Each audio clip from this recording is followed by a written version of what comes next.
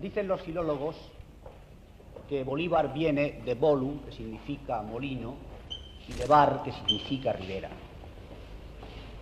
Había ya como una profecía en este apellido que cuajó de un modo completo y definitivo cuando aquel Simón Bolívar, remoto antecesor del que ahora recordamos y que fue contador de la Real Hacienda, llegaba a Caracas en el año de 1587.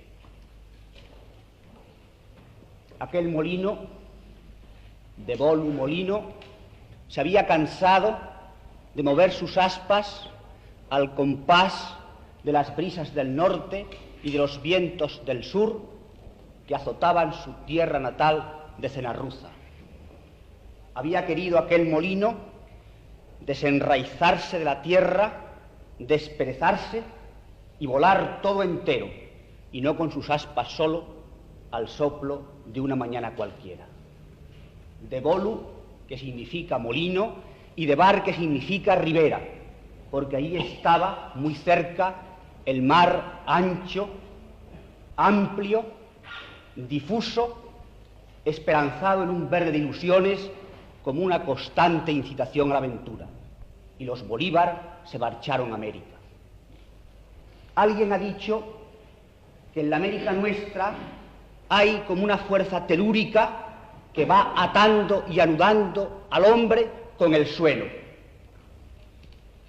Que el español que llegó a América, a la América nuestra, y el criollo, hijo de españoles, nacido allá en América, acabaron creyendo a aquella tierra como suya, y aquel español, español de origen, español criollo nacido en América, fue sintiendo en su alma que aquellas culturas quechua, maya, inca o azteca eran como culturas propias que se le habían traspasado en la sangre. Sea esto así, o sea mejor que el hombre español, a base de tener un pozo cristiano en el corazón del alma que se había ido sedimentando en el curso de los siglos, cuando llegó a América, sintió que amaba las cosas con la caridad fraterna de un Francisco de Asís. Lo cierto es que ese español, a fuerza de caridad y a fuerza de amor, amó y entendió profundamente aquella tierra que él había descubierto y que él estaba habitando.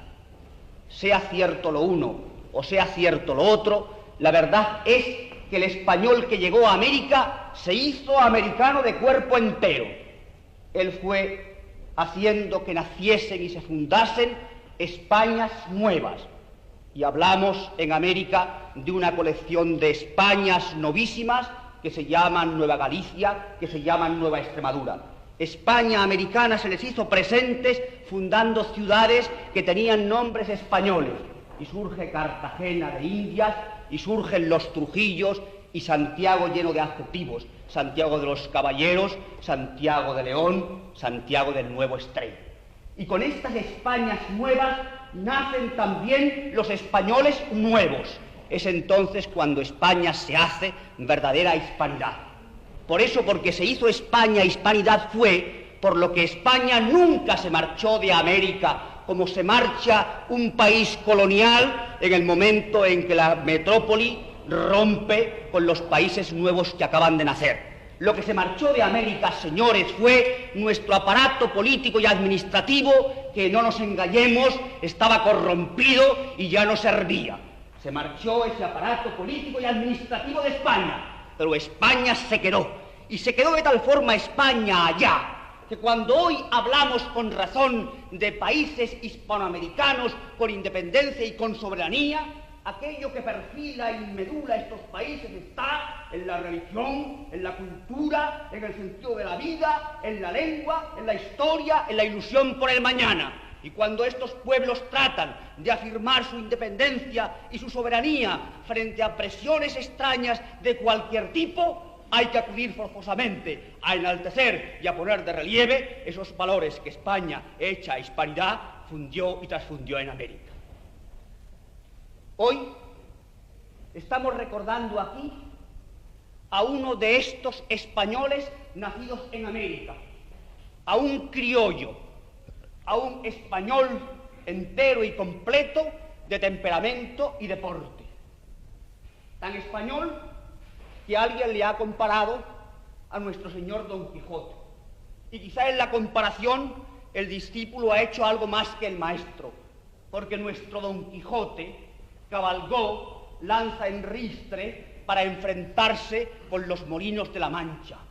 Pero como Bolívar, según la etimología de su apellido, era ya molino, fue él, Bolívar, el libertador, el que como un molino, al igual que sus antepasados de Cenarruza, se levantó y se descuajó de la tierra, y montado a caballo, como lo dibujan los escultores y lo ofrecen a la contemplación de nuestra mirada, fue recorriendo América, invitándola a la emancipación e invitándola a la unidad.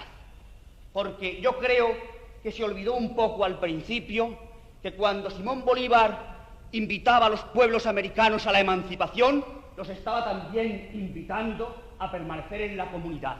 Y cuando sonó aquel grito de conciencias mezquinas en toda América que decía libertémonos de nuestros libertadores, a ese mismo tiempo, simultáneamente, Bolívar convocaba aquel Congreso de Panamá en que él con ilusión trataba de hacer la anfitrionía, una comunidad de pueblos en la que juntos viviesen países, según su frase, que estaban ligados por tantas vinculaciones históricas. Yo no trato hoy aquí, en un discurso breve, de aportar datos que prueban hasta la saciedad cuál era la auténtica idea del pensamiento bolivariano, porque además esta exposición está llena de libros y de documentos donde vosotros podéis satisfacer esta curiosidad. Lo que yo os digo es que el pensamiento bolivariano está vigente como lo estaba en la fecha de la independencia americana. No solo que está vigente, sino que ha cobrado mucha más fuerza, porque aquellos argumentos de carácter político y de carácter histórico hay que unir ahora los argumentos que nos ofrece el desenvolvimiento de nuestro siglo y el desarrollo de la técnica y de la economía. Fijaos que cuando se rompe el imperio como fórmula política, se quiebra también todo el sistema circulatorio hispanoamericano. Las potencias extrañas que tenían puesta su mirada en América estaban deseosas de hacer llegar allí corrientes comerciales de las que ellas eran patrocinadoras. Y en cuanto se produce el hecho político de la independencia, centros comerciales poderosos y fuerzas económicas casi omnipotentes se consolidan en América.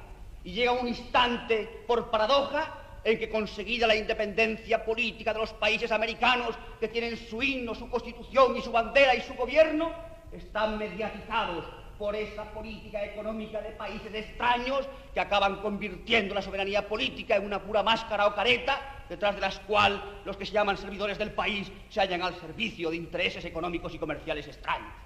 Y cuando transcurre el tiempo y los países maduran y se dan cuenta de que no puede existir auténtica soberanía política si consista una cierta independencia económica, que no supone la autarquía inasequible, pero sí la dignidad en el trato, entonces se produce esto a la que hoy asistimos, este nuevo despertar de América, esta nueva independencia, esta nueva emancipación que trata de consolidar definitivamente la autonomía en el terreno político con la independencia en el terreno económico.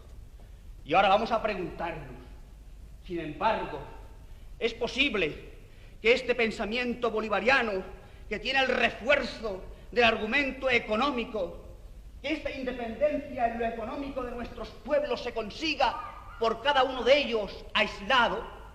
¿Es posible que nuestros pequeños países, con fuerzas económicas débiles, puedan lograr por sí mismos, solos, separados, independientes los unos de los otros, la independencia en el terreno político, sin la cual, la independencia en el terreno económico, sin la cual no sirve para nada la independencia en el terreno político?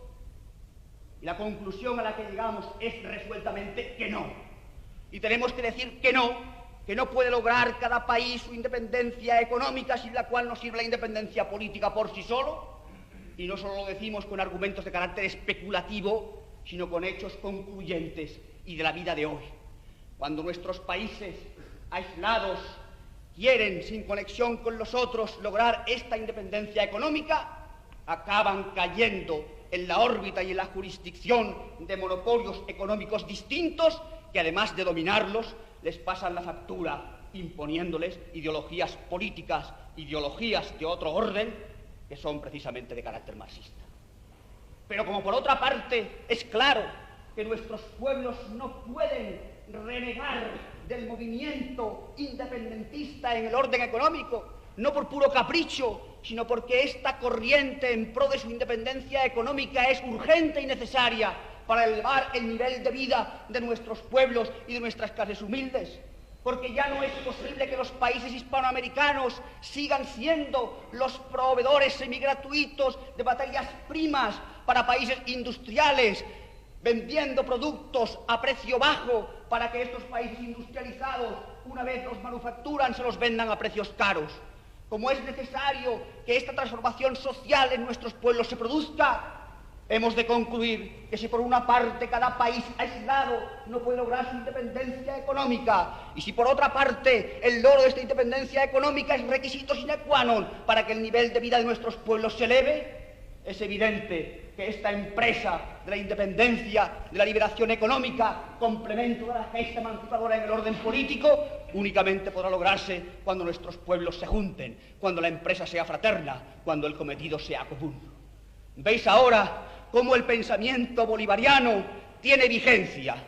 Cómo aquel pensamiento que tenía vitalidad entonces, hace 150 años, la tiene mucho más hoy día con esta poderosa argumentación de lo técnico y de lo económico.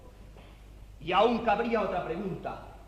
¿Es que España puede permanecer ausente en este movimiento integrador de las economías iberoamericanas que ya comienza a producirse? ¿Es que con independencia de su papel en el orden histórico y en el orden doctrinal, España por sí misma en su economía no tiene nada que hacer en este orden de cosas? ¿Acaso España y nuestra península no es la América de Europa, no es la cabeza de puente americana en este continente, no es como un depósito franco y abierto de mercancía americana para Europa? ¿Es que nuestra economía no puede de ningún modo completarse con la economía iberoamericana? ¿Es que no existen productos españoles que puedan llegar a América y productos americanos que puedan llegar hasta nosotros? ¿Es que vosotros, que pertenecéis a una ciudad productora e industrial preocupada del tema mercantil y económico, no estáis interesada en que una vez para siempre nos fundamos no solo en lo espiritual, sino también en el terreno de lo material, sin lo cual el espíritu muchas veces desfallece y se desmaya? Pero no soy yo, que no entiendo de estas cosas, el que puede daros fórmula.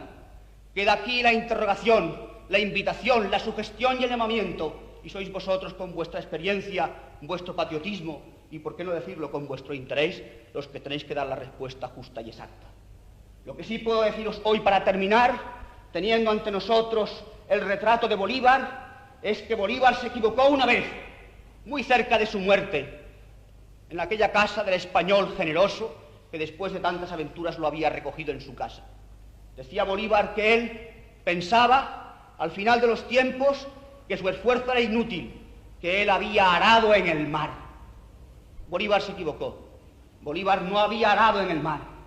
Bolívar había, como el buen campesino, arado en la tierra, abierto el surco en el suelo.